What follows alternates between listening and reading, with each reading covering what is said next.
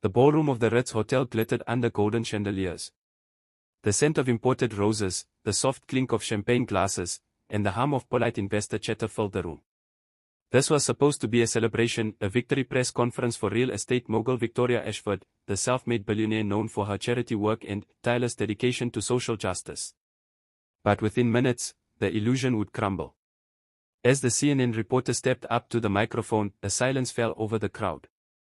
"Miss Ashford," he began, "is it true that you terminated your longtime employee, David Thompson, without warning, forcing him to sleep in his car during last week's snowstorm?" The question sliced through the air like a blade. Victoria's trademark confidence faltered for a fraction of a second.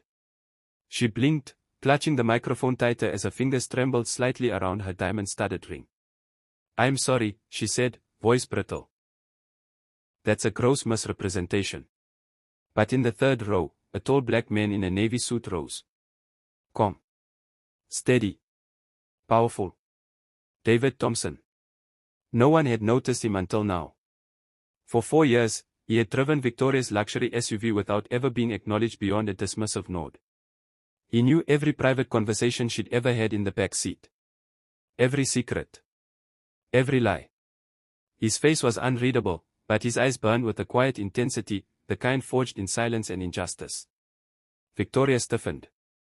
3 weeks earlier, she had fired David after he arrived 15 minutes late. His daughter had suffered a severe asthma attack and nearly died. He didn't get a chance to explain. Victoria hadn't asked. She'd simply barked, "You're dismissed. Get your things and leave," without looking up from a phone. The man who had served her loyally for years was discarded like a broken appliance. Worse, he was evicted from the staff apartment that same night. With nowhere to go, David slept in his car as snow buried the city. He wrapped his daughter in blankets and tried to ignore the ache of betrayal. Now, here he stood in the same ballroom where Victoria basked in applause, no longer the invisible chauffeur, but a man with a plan. He opened a black briefcase. The cameras zoomed in. He held up a stack of documents, original contracts, emails, audio files. Victoria's eyes widened in recognition. "Miss Ashford," he said evenly, his voice carrying through the stunned room, "are you absolutely sure you want to deny the story?" Gasps echoed. Flashbulbs erupted. Victoria froze. This was no smear campaign. This was the truth, cold, clear, and undeniable. And the man she once dismissed as just a driver had become her reckoning. Behind every powerful empire lies a shadow, someone who watches without being seen. For Victoria Ashford, that shadow was David Thompson. To the public, she was the queen of ethical capitalism, gracing magazine covers with headlines like "The Billionaire Who Cares." But behind the tinted windows of her luxury SUV, Victoria revealed another face. One laced with arrogance, entitlement, and quiet cruelty. For 4 years, David drove that car. He opened doors, stayed silent, and memorized every word she said. Victoria never once asked about his life, his education, or his pain. She assumed he was just another black man grateful for employment. But David was not what he seemed. Long before he wore a chauffeur's uniform, David had walked the polished halls of Howard University, graduating magna cum laude in business strategy and systems analysis. He had dreams once of consulting firms, startups, and building a life of dignity for his daughter. But fate had other plans. A sudden illness took his mother's savings, and he took the first job that could pay the bills, driving for Victoria Ashford. What Victoria didn't know, what she never cared to know, was that David possessed a photographic memory and a mind engineered for patterns, loopholes, and evidence.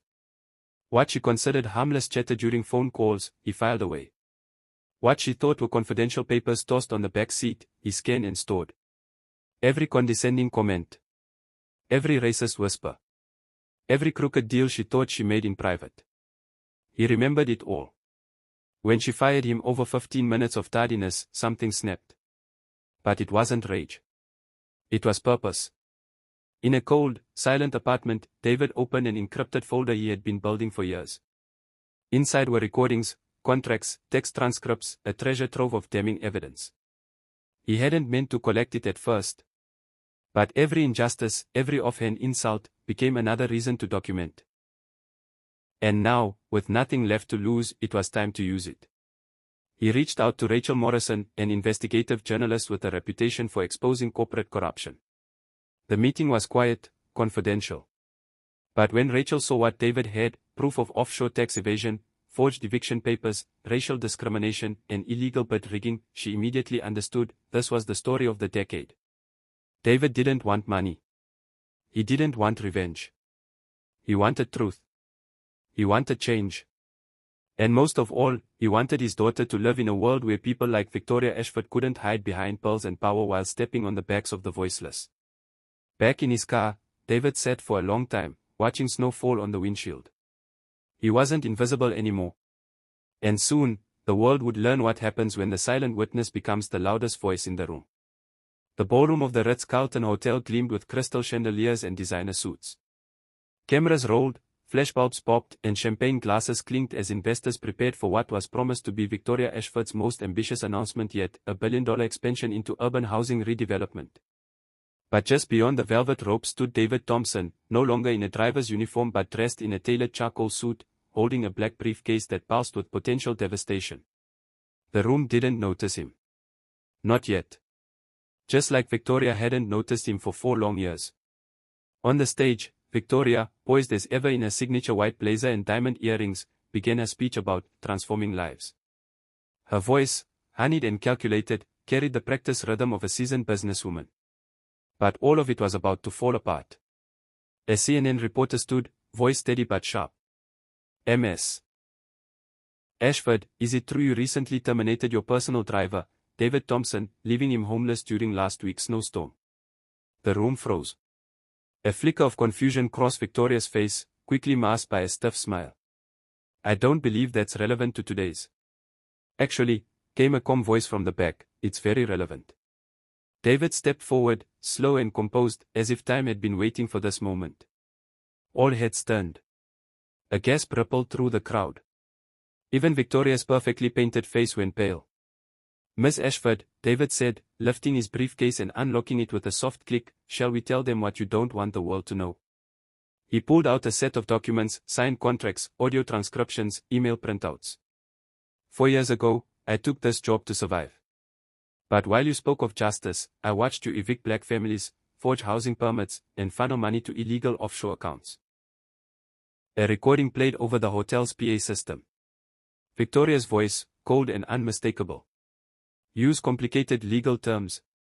These people won't understand the contracts anyway.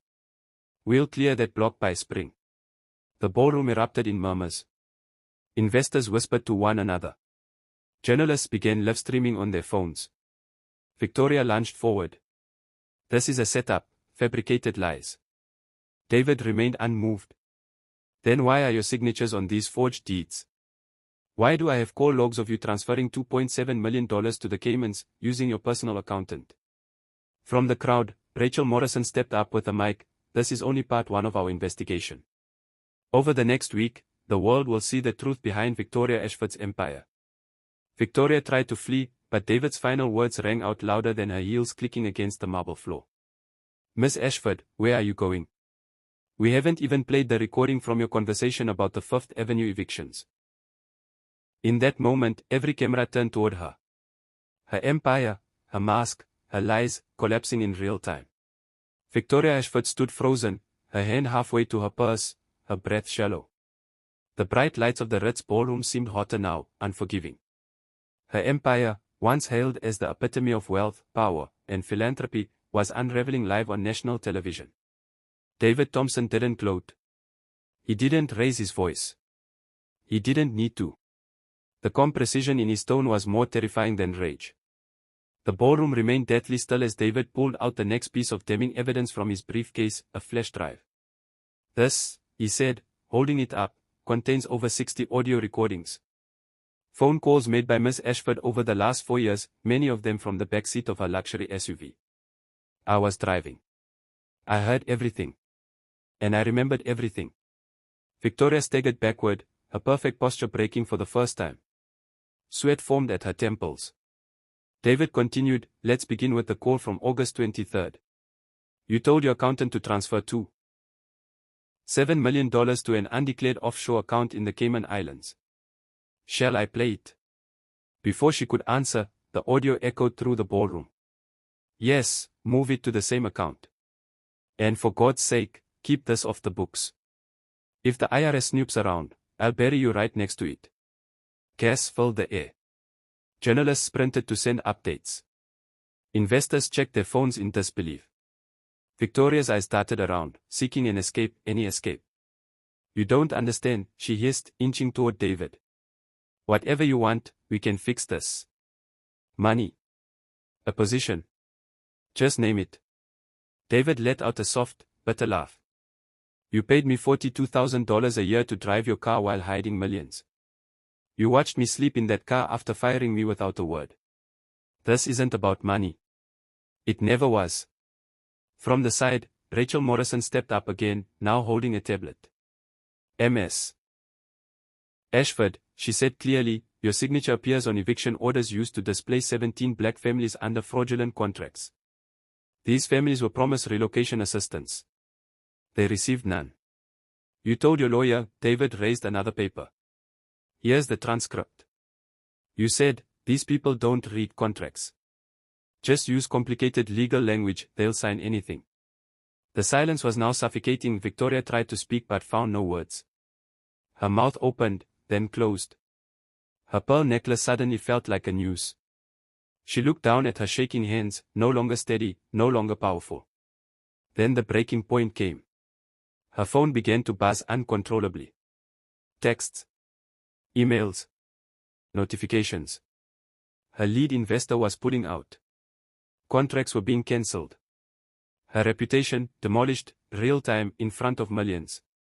The woman who once ruled boardrooms with icy elegance now stood trembling beneath the weight of truth.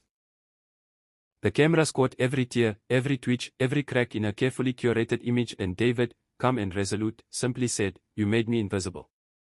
Now the world sees everything. The ballroom lights flickered faintly as if the building itself were holding its breath. Victoria Ashford's perfectly curated mask had crumbled into dust. But David Thompson wasn't finished. The storm had just begun. She stood frozen, her face pale, her eyes wide, sweat glistening on her brow despite the cool air. Dozens of cameras captured every trembling breath, every twitch in her trembling hands. Then, slowly, two men in dark suits and polished badges stepped forward from the side of the stage. Mrs. Ashford, one of them said with clinical precision, we are from the Internal Revenue Service. We need to speak with you about irregularities in your offshore accounts, undeclared income, and forged financial records. Victoria's mouth opened, but no sound came out. Her heels faltered as she tried to step back. This can't be happening, she whispered. You people don't understand. I built this empire. David interrupted, his voice low, steady, devastating. No. You built your downfall. I just kept the receipts.